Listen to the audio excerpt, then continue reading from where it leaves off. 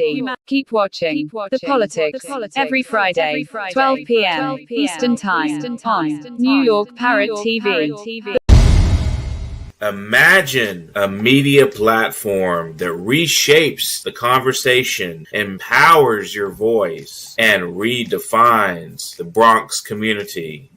Bronx Post, changing the reality, changing the narrative.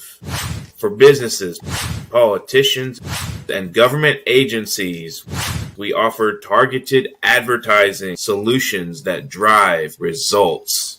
Amplify your message. Reach the heart of the Bronx and beyond. Our platform connects you to the community. Learn more. Email info@bronxpost.com or call 718-892-5555. Visit www.bronxpost.com for breaking news and updates.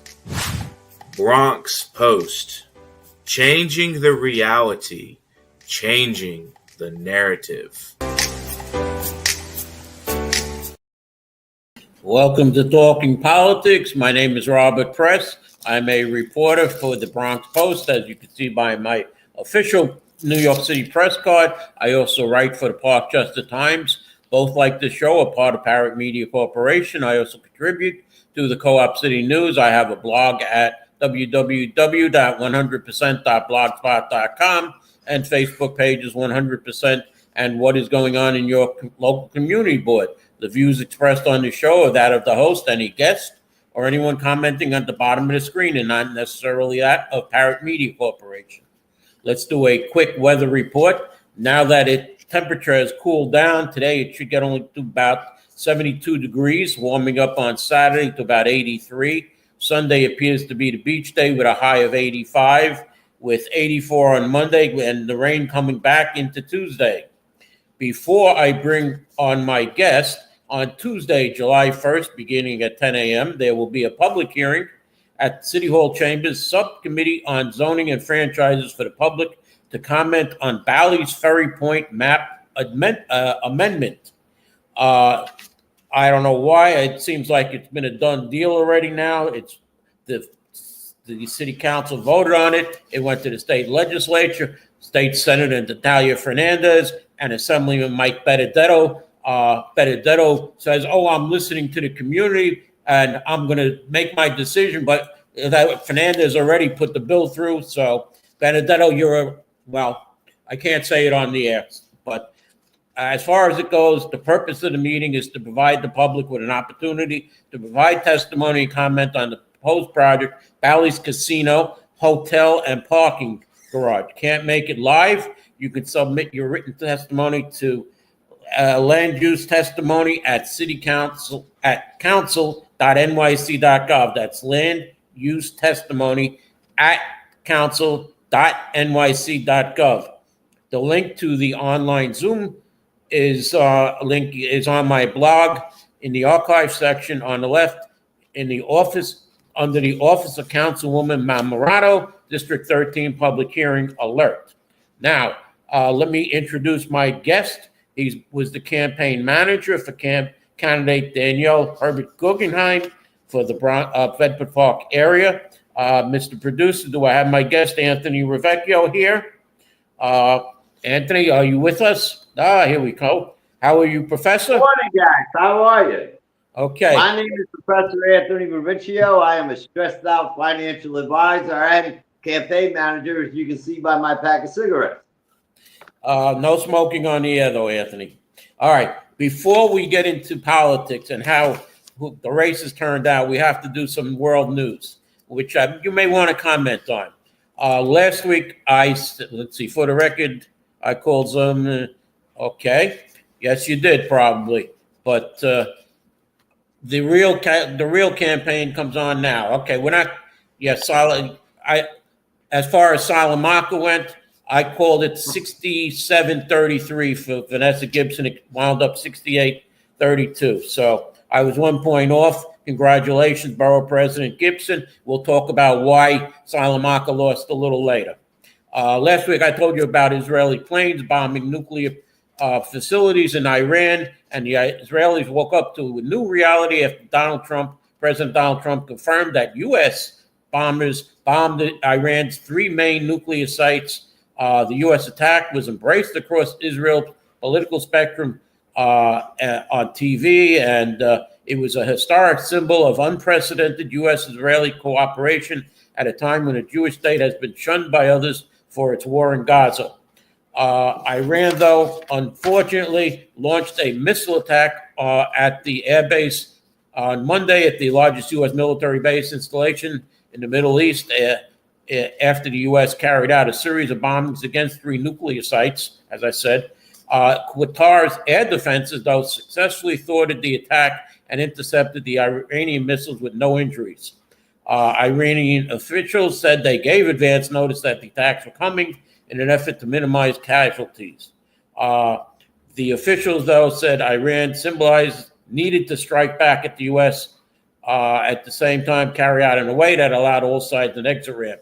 They described it as a similar strategy to 2020 when Iran gave Iraq heads up before firing ballistic missiles into an American base in Iraq following the assassination of one of its top generals. Now, as the conflict between Israel and Iran continues, Iran's supreme leader, Ayatollah Khamenei, fearful of being assassinated, now mostly communicates with his commanders through his trusted assistant and has picked an array of replacements down his chain of military command in case more valued lieutenants are killed. Khamenei also named 3 senior clerics as candidates to succeed him, and should he be killed as well, perhaps the most telling illustration of the precarious moment he and his 3-decade rule are facing. However, just hours after President Trump announced the ceasefire between Israel and Iran, the deal seemed almost shaky as further strikes loomed in the region before a fiery Trump lashed out at both countries to tamp things down. The remarkable scenes were essentially narrated in real time through Trump's words to reporters on his social media feed.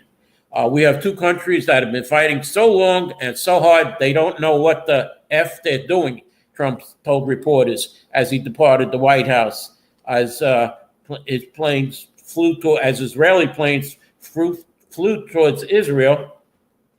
At 6:50 a.m., the president chastised Israel and said to Benjamin Netanyahu, "Do not drop those bombs. If you do, it is a major violation. Bring your pilots home now." And about 30 minutes later, his warning seemed to have landed in Israel. Israel is not going to attack Iran. All planes will turn around, head home, while doing a friendly plane wave to Iran. Nobody will get hurt. The ceasefire is in effect. Prime Minister Benjamin Netanyahu said he held off on more aggressive strikes against Iran after getting on the phone with Trump. Political reports in a statement, Netanyahu confirmed that Iran had sent missiles before the ceasefire was to start, and Israel was responding by striking a radar installation in Tehran. But Trump spoke to him in an exceptional, firm, and direct way and laid out the stakes. Now, Anthony, let me ask you what you think about the ceasefire in the Middle East. Do you think it will hold? I think we're in World War III. You believe World War III has started? Yes, sir. Why is that? Why is that? Mm-hmm. Because I don't believe any other nation would allow what the U.S. has done, notwithstanding who's right or who's wrong. You can't come into my backyard with that kind of power without me having some type of response. Remember, they didn't come into our yard. We went into their yard. Okay, let's move on to another topic then, Anthony. In 2024, Democrats have been asking some questions ever since Trump won in November. Why did we lose this election? Congressman Ro Khanna of California has a few answers, and I want you to stay on to see if you agree. Well, one, he says, is we became a party of war. I think the Gaza situation really hurt us a lot of young people. Certainly in Wisconsin, Michigan, we would have won those 2 states, but for that. He said, second, inflation. We were too late in recognizing how people were hurting. We kept calling it transitionary. We didn't have the urgency of a plan of what we were going to do to tackle inflation. He gave an example. Donald Trump erroneously is calling the National Guard to Los Angeles to deal with the situation there. I oppose that. He said, did we ever call in the National Guard to say, you know what, we got a supply chain shortage. We don't have enough people manning the ports. We're going to have an all-out mobilization to call the National Guard to deal with these supply chain shortages. I think people just thought we weren't on top of it. Would you agree that the Democrats weren't on top in 2024 and Donald Trump just walked in or snuck in? Anthony, what's your opinion on that? I have several. The show's not long enough. I'll just go back to what I said before. We're in World War III now. Okay, let's talk the state legislature session that ended up as members jetted off to their districts upon the completion of the assembly session, which was 3 days that were tacked on to their schedule due to the late state budget and ongoing discussions over what accomplished and what they still have left to do. Governor Hochul has consistently touted the budget measures, including a middle-class tax break, expanded child tax credit, scaled back inflation rebate check, changes to the state discovery law, and involuntary commitment standards as major victories, as lawmakers have expressed frustrations over Hochul's dominations of the process. What do you think about the items that I just said, since you're a tax person? The expanded child tax credit, scaled back inflation rebate program. Give me some comments on what you felt went on at the 2025. He sounds like our new mayor. What's that? He sounds like our new mayor, right? What? Free. Okay. Well, besides that, Governor Hochul wants a new nuclear plant somewhere upstate. She announced on Monday that the New York Power Authority will build at least one new plant to add 1 gigawatt of new nuclear energy to the state's power grid.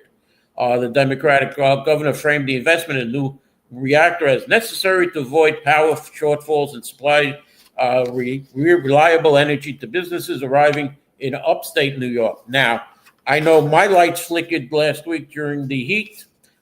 Did you have any problems with the electricity on your side of the Bronx this past week? No, sir. Thank God. The lights didn't go out at all. No, sir. Thank God. Okay.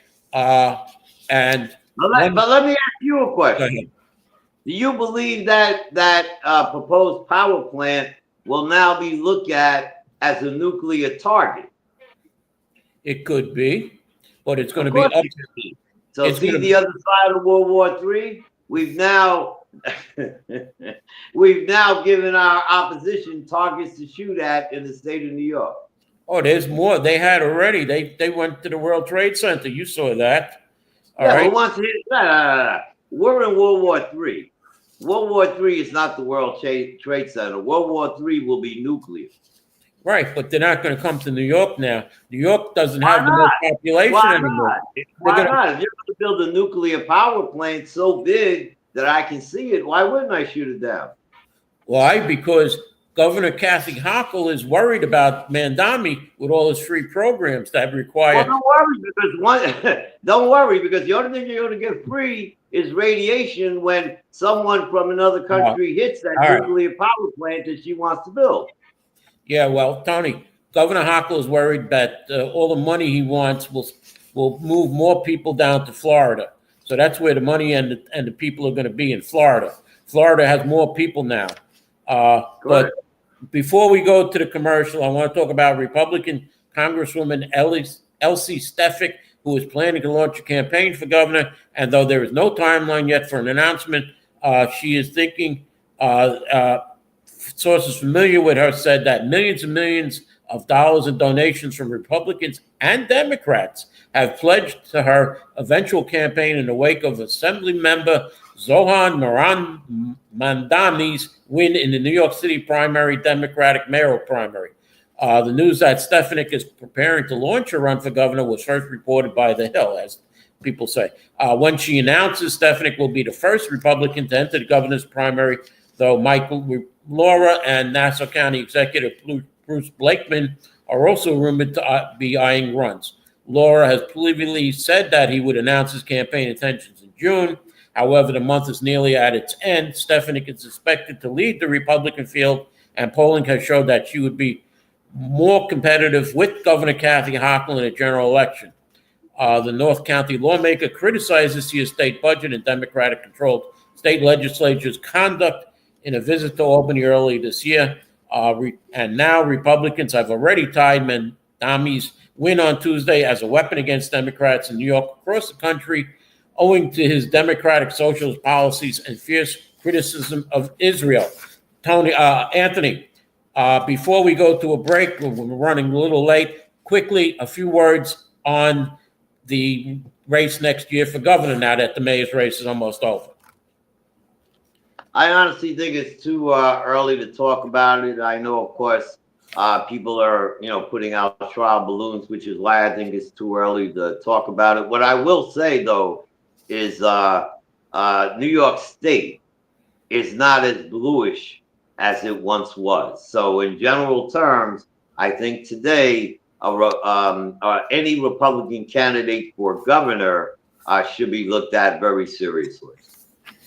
Well, I'll agree with you on that. And let's go to a break now, and we'll come back with a little bit of the results from the primary and tell you what happened. Imagine a media platform that reshapes the conversation, empowers your voice, and redefines the Bronx community. Bronx Post, changing the reality, changing the narrative. For businesses, politicians, and government agencies, we offer targeted advertising solutions that drive results. Amplify your message. Reach the heart of the Bronx and beyond. Our platform connects you to the community. Learn more. Email info@bronxpost.com or call 718-892-5555. Visit www.bronxpost.com for breaking news and updates. Bronx Post, changing the reality, changing the narrative.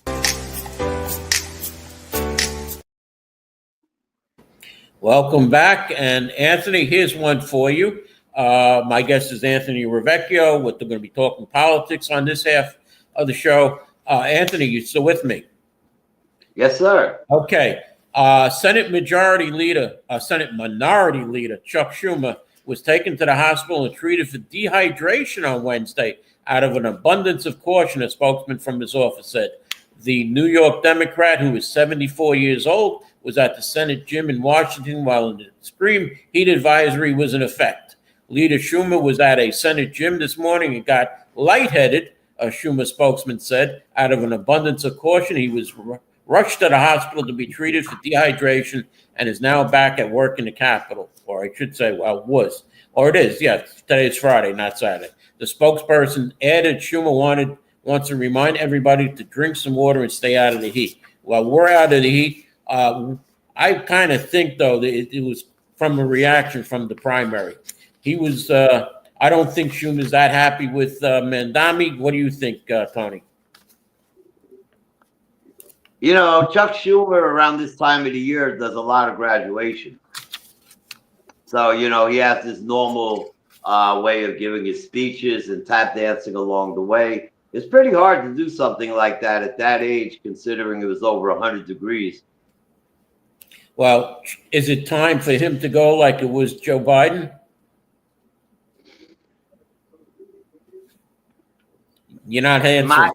My feeling on that in general is that, as we get older, we recognize, getting older and, of course, things that we can and cannot do. The only one that could really answer that is both Chuck Schumer and his doctor. But if he feels capable of, moving on, then, so be it. But I also believe a lot of people don't want to recognize, the fact that we're getting older, which doesn't mean we're dead. It just means, things that we can't do today that we did in our 20s. No, well, I was at an event on the Grand Concourse Gustavo was hosting something, and Chuck Schumer came over, and he had to be helped up the curb. All right, this was early in this year. So I think when he's up for re-election, we're going to see people calling for him to step down. Let's get into the mayoral primary, though. It appears that Andrew Cuomo will be running as an independent. Current Mayor Eric Adams, kicked off his election campaign yesterday, taking swipes at Mandami.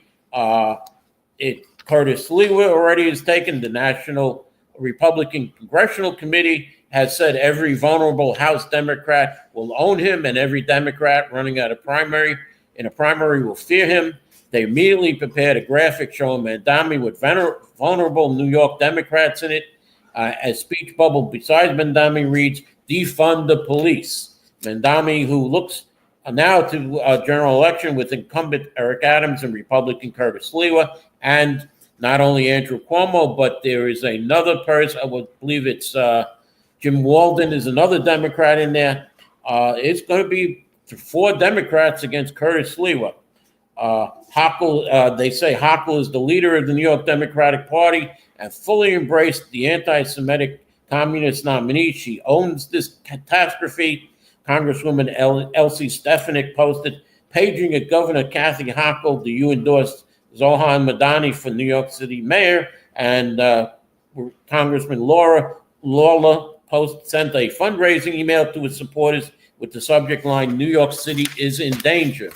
Now, the results from the primary will not be official until July 1st under the city's ranked choice voting system. 2nd, 3rd, and 4th, and even 5th choices matter to, yes, you want to get rid of the dog, I see, AJ. And when the full ranked choice tabulation was run in 2021, Catherine Garcia, who finished 2nd, was just 7,200 votes behind Mayor Eric Adams 4 years ago. Unless the candidate tops 50% on election night, and we had a couple of races where they didn't, the mayor's race and others will be decided by ranked choice voting. Election officials will wait until July 1st to run the ranked choice tabulation. Officials must also physically collect data from the roughly 3,000 voting machines before running the results. You won't know who becomes mayor, assuming nobody gets over 50% until the following Tuesday, July 1st at 12 o'clock. Vincent Ignazio, Deputy Executive Director of the City Board of Elections, says. Now, let's go to the numbers. Zohan Madami received 423,305 votes, or 43.51% of the vote. Andrew Cuomo received 361,840 votes, or 36.42% of the vote. So that is only 80% of the vote. There is still 20% out there. Brad Lander received 11.31%. Adrian Adams, in her late entry, got 4.12%. Scott Stringer, 1.65%. Your friend Zelnor Myrie got less than 1%, 0.99. Whitney Towson got 0.79. My college friend. What? My college friend. College friend. Yeah, you were going to tell me you were going to get him on here, but Whitney Tilson only got 2.79. Now, Michael Blake didn't even get half of 1%. Jessica Ramos got 0.39%. Now, Paperboy Price Love got 0.14. There was the same amount of write-ins, 0.14. And coming in last was Selma K. Bartholomew with 0.13%. So this will have to go through the ranked choice voting. Any comments on the mayor's race, Tony? Comment only in regards to the Bronx and partially Brooklyn. The bigger picture, I guess I'll take the second one first. The bigger picture is that Brooklyn will probably be the key. And if you looked at Brooklyn, you saw that Zohan did very, very well over there. However, here in the Bronx, it was basically an Andrew Cuomo victory. However, in the 80th Assembly District and the 87th Assembly District, Zohan made it very, very, very close, less than a 5% difference. But it was basically a Cuomo Bronx. Yeah, well, Cuomo only won the Bronx and Staten Island, And winning those two boroughs, you can't win the mayorship. Correct, Again, which is why I think Brooklyn going into the general election is going to be very interesting. and it's interesting, there were just under 1 million votes for mayor, 993,546. And as you went down the ticket, there were less votes. The city controller spot was next. There were 890,640 votes. Mark Levine technically has not won yet. He's got 48.09%. Justin Brannon is 33.51%. Ishmael Malab Perez from the Bronx here got 10.19%. Kevin Parker, 7.82%, a state senator from Manhattan. And there was 0.37% of write-ins. So that will also go to ranked choice voting. The race that was won outright is public advocate, where there were fewer votes, about 883,308. Jumaane Williams won with 71.33%, so there is no reason to go into ranked choice voting. My good friend Jennifer Rajkumar will have to stay in the assembly. She only received 18.68%. And Marty Dolan, who also appeared on the show when he ran against Congresswoman Alexandria Ocasio-Cortez, got 9.38% with 0.61% write-ins. Now, as we go... I think you're going a little too fast. Take a glass of water, slow down a second. Let me talk about the controller race for a moment. Go ahead. I think the big winner there, and I'm just talking now in the Bronx, is Mr. Perez, another college friend of mine, Mr. Malavi. He pulled in a very, very close second in the Bronx. He did very, very well in the Bronx, and I think that will bring him to elected office in the Bronx at a place of his choosing. In regards to the public advocate, I'm very surprised in the way you described it, because you were the one that was calling her Mrs. Red, right? Because of her red dress, running all around the Bronx and talking about how she's closing up smoke shops and all this kind of stuff. And basically, she had no effect in the Bronx. So I give her the big move. That's how popular Jumaane Williams was. He ran for lieutenant governor. Now, there was also a Republican race on the ballot. It was city controller, where Peter Kefalos won with 61.25% of the vote over Daniel Mayo, who got 33% of the vote with 5.74% of write-ins. Now, the Bronx Borough President race, as I said, Vanessa Gibson received 65,467 votes, so 68.47% of the vote. Raphael Salamanca got 29,719 votes, or 31.8% of the vote, with 431 write-ins, which was less than 0.5%. Now, why did Raphael Salamanca do so bad here in the Bronx, Anthony? That's really a good question. I think the only one that can really answer that question definitively is the Salamanca team. But what the numbers do show is, quite frankly, in my opinion, Vanessa only owes one person in the Bronx, and it's not Bronx County. She owes Jeffrey Dinowitz, and Jeffrey Dinowitz had his own reasons for making sure that District 11 came out, not just for the local candidate, but more importantly for Vanessa Gibson. Vanessa got 15% of her total vote in Riverdale. So that's almost the equivalent of, 2, maybe even 3 assembly districts. So I really think the big winner is really not Vanessa Gibson. I think the big winner is Assemblyman Jeffrey Dinowitz.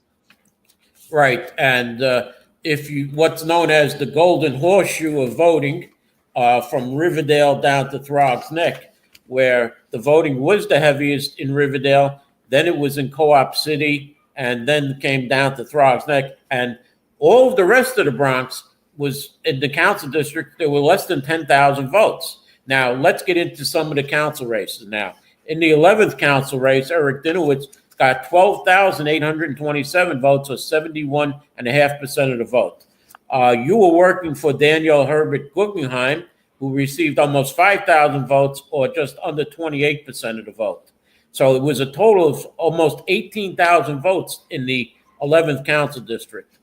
And when we go to the 12th council district, Kevin Riley won with 75.5%. He had 12,717 votes. Andy King, trying to win back a seat, just got a little over 4,000 votes, or about 24%. And there were almost 17,000 votes cast there.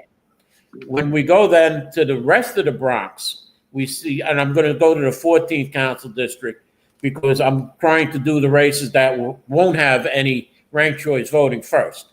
Parina Sanchez surprisingly beat Fernando Cabrera, 66.51% to 22.26%, with Brian Hodge Vasquez receiving almost 11%.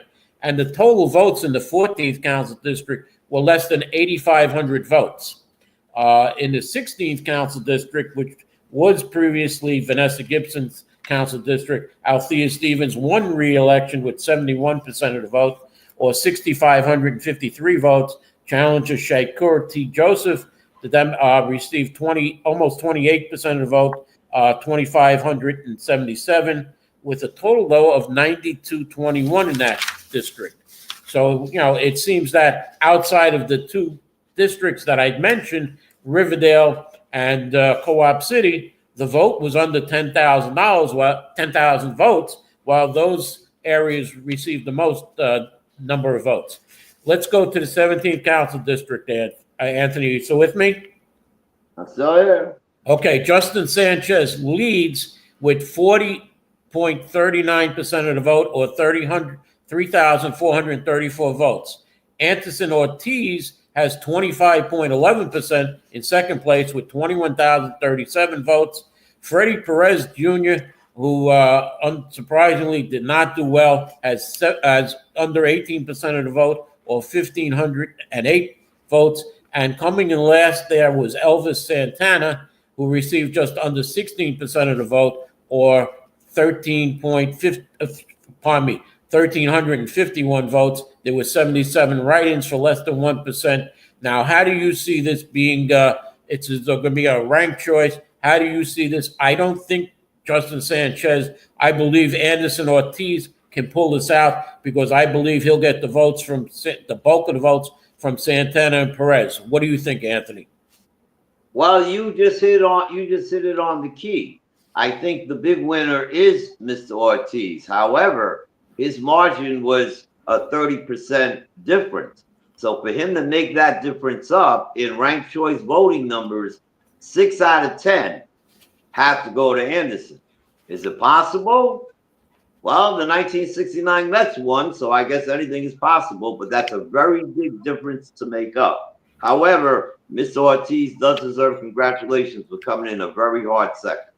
Now, let's take the 13th council district where there were 6 people shooting or trying to go after the Republican incumbent, Christy Marmorato, who's doing a fantastic job. The Bronx Democratic Party, along with unions, spent almost $500,000 on candidate Shirley Aldable, who received only 3,125 votes for 29.90%, which isn't even 30% of the vote.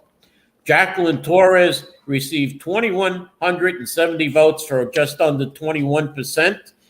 People are wondering how she got that much. She did not do any campaigning. She was not at forums. David Diaz, the City Island man, came in third with 1,956 votes, just under 19%. John Perez, who said that he was ranked number 1 by the Board of Elections because he had the number 1 spot. Now, we don't know if he's going to get in trouble for that using the Board of Elections symbol. He got 1,389 votes, which is more than he got a total between the last 2 races that he ran. He got 13.29%. The person I thought would win, Joel Rivera, came in 5th with 1,094 votes, or 10.5%. And unfortunately, one of the better candidates, Theona Reitz DuPont, came in 6th or last with 634 votes at a little over 6%. There were 82 write-ins, which I'm going to guess are probably mostly for the incumbent Republican councilwoman at 3/4%. Now, how do you see this? I see Jack. Robert, it's just good to know that you're covering this in a very objective capacity. It's very good to know. Anthony, how do you But see let me tell you, this? this race says a number of different things, right? A number of different things. How does a state committee woman, Fiona Reese, only get 6%? How does the female district leader of the same party go with Shirley Alvarado? So, there's a lot of things here going on in this race. But let me give you my opinion on who I think has the best shot. The 13th council race, which I've just recently, as you know, have worked on in prior campaigns the last couple of years in the 13th council 80th assembly district. That council race is a 2 AD race, 80th and 82nd. So when I looked at those numbers, I looked at them by ED and AD, and I noticed something very fascinating. The average person in the 82nd to the 80th got 11% more votes, except for Shirley. Shirley's numbers went down 12%. And the 82nd, just as a reminder to you in the audience, is a 2-to-1 Democratic ratio when it comes to voting. It may not look at it on paper, but when you look at the voting patterns, it's 2-to-1. So everyone there got an average of 10% higher, except for Shirley, that went down 11%. Miss Torres averaged out 8% higher in the 82nd. David Diaz averaged 9% higher in the 82nd. So I really think it's going to be a close race between the both of them, because these numbers tell me that Shirley has topped out. If her numbers in the 82nd went down 11%, she has topped out. She cannot go any higher. And Anthony, my choice is, I think it's going to come down to a 3-person race as ranked choice voting goes, between Shirley Aldable, Jacqueline Torres, and David Diaz. And whoever that third person is that goes out, if David Diaz goes out, Jacqueline Torres or Shirley Aldable could win, because David Diaz was running with Shirley Aldable. However, if Jacqueline Torres goes out, David Diaz is going to be the winner, I feel, because of the name recognition. Shirley Aldable really ran a bad race, as you said. You said that she had the 80th Assembly District female district leader, Christine Culpepper, with her. Am I not wrong on that? Yeah, she was with her. And wasn't Miss Culpepper also helping Salamanca? Miss Culpepper was helping Mr. Salamanca as well. So that's a double loss for her. If you can't get 30% for your candidate in a council race, and your other candidate comes in with 33% or whatever, what did he come in with? He came in with 31%. So, I want to see what happens next year in the 80th Assembly District. John Zaccara, who was the assemblyman, got under 60%. Does this mean that John's only going to get 30% next year? I don't know. We're going to have to wait till next year to see. I don't think you'll have to wait that long. Only one person. You said 6 people ran already. Right. One right now is the not declared, but the unofficial winner. So we got to give Christina half a point for that one. But my bigger point is that 5 people will lose.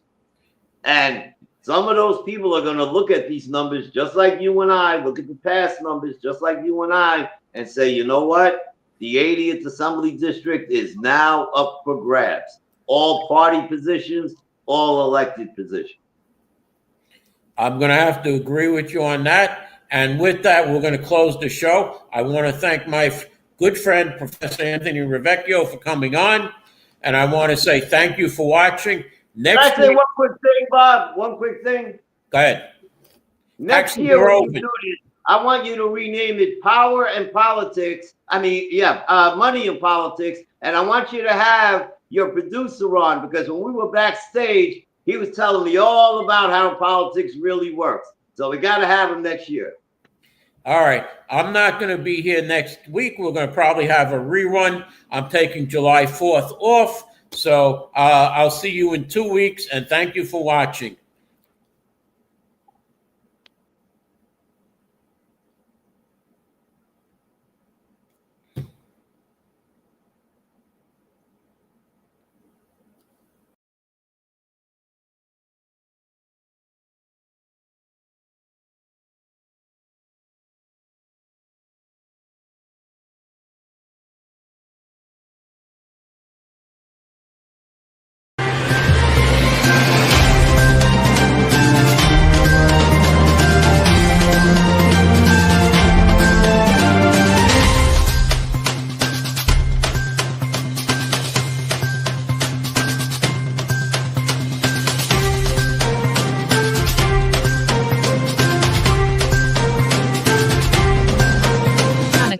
Keep watching the politics.